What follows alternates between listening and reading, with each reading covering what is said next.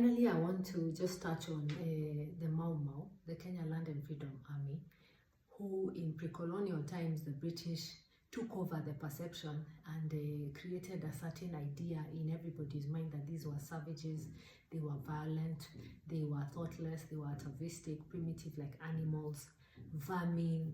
There was a whole idea of what they were, terrorists, because of the surprise element in their attacks that struck fear in the heart of these colonialists.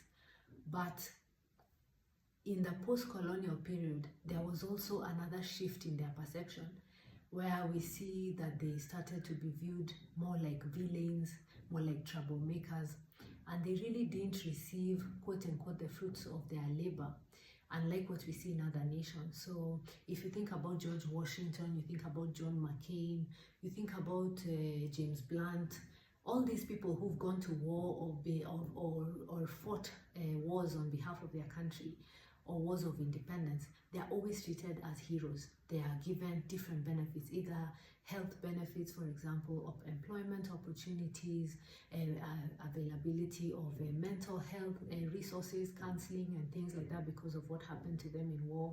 They get reparations. So veterans of war, people who have fought for independence, are always compensated, and not just compensated in terms of dollars and dimes, but they are always compensated in terms of being elevated in the public psyche. So there are memorials, there are days for them.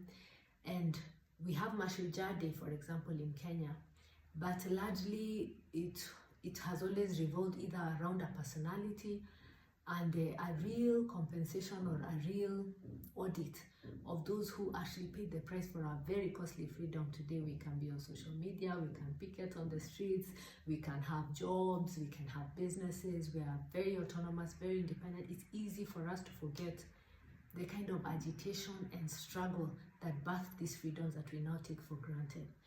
And we are not the first generation to see dark times, and so we ought to take a leaf from our colonial history to understand how people before us solved their problems, and to understand that some of the things that they did are probably relevant for building a better future for our generation, for our children, and for Kenya in general.